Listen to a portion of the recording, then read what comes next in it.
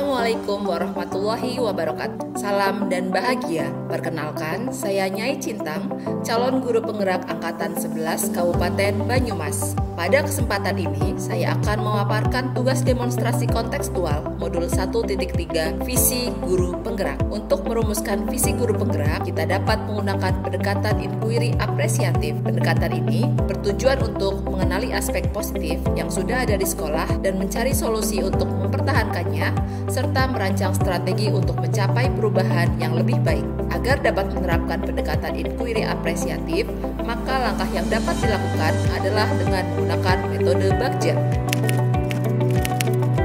Bagja sendiri terdiri dari buat pertanyaan utama, ambil pelajaran, gali mimpi, jabarkan rencana, dan atur eksekusi. Buat pertanyaan utama berisi serangkaian pertanyaan yang bertujuan untuk membantu menentukan arah penelusuran atau penelitian yang akan dilakukan. Ambil pelajaran berisi serangkaian pertanyaan yang bertujuan untuk memandu bagaimana pengalaman positif dari individu atau kelompok ataupun komunitas lain yang nantinya akan kita jadikan sebagai pembelajaran. Gali mimpi berupa narasi keadaan ideal jika prakarsa perubahan telah terwujud. Jabarkan rencana mengidentifikasi tindakan-tindakan yang akan dilakukan. Atur eksekusi membantu transformasi rencana menjadi nyata. Berikut ini adalah visi guru penggerak yang telah saya buat. Untuk mewujudkan visi tersebut, maka saya membuat prakarsa perubahan, yaitu mewujudkan zona dan pembiasaan literasi untuk mengembangkan kemampuan bernalar kritis siswa. Adapun tahapan Bagja yang telah saya buat adalah yang pertama, buat pertanyaan utama. Pertanyaannya adalah, mengapa kita perlu mewujudkan zona dan pembiasaan literasi di kelas? Bagaimana mewujudkan zona dan pembiasaan literasi di kelas? Dan apa yang harus saya lakukan agar zona dan pembiasaan literasi dapat mengembangkan kemampuan bernalar kritis? Sedangkan tindakan atau penyelidikannya antara lain berdialog dengan kepala sekolah dan rekan sejawat untuk bertukar pikiran tentang urgensi zona dan pembiasaan literasi di sekolah, membaca literatur mengenai kegiatan-kegiatan pembiasaan yang dapat mengembangkan kemampuan bernalar kritis.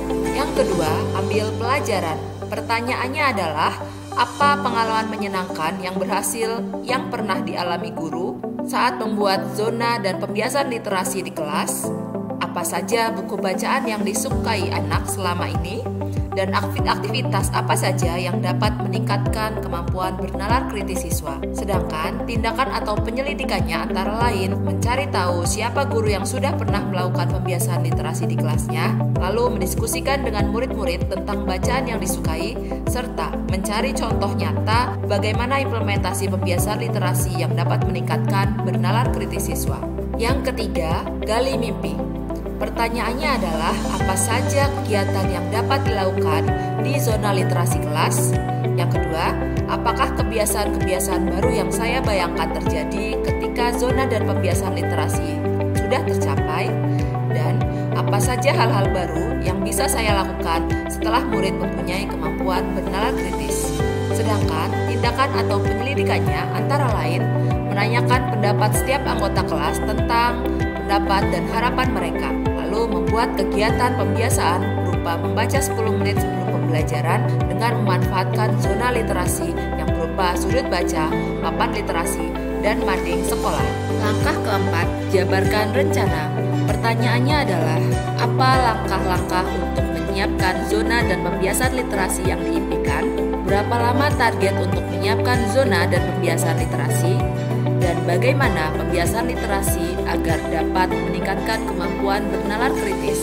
Sedangkan tindakan atau penyelidikannya antara lain membuat zona literasi di kelas dan menyediakan bahan bacaan bagi murid. 2. Membuat capaian yang realistis untuk setiap minggunya.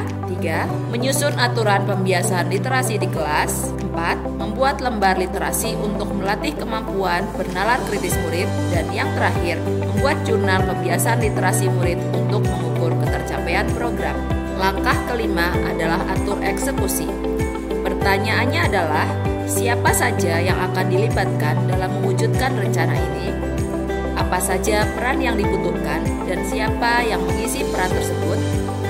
Siapa yang bertanggung jawab memonitor agar zona dan pembiasaan literasi dapat meningkatkan kemampuan berpikir kritis murid, serta kapan zona dan pembiasaan literasi ini dapat dimulai.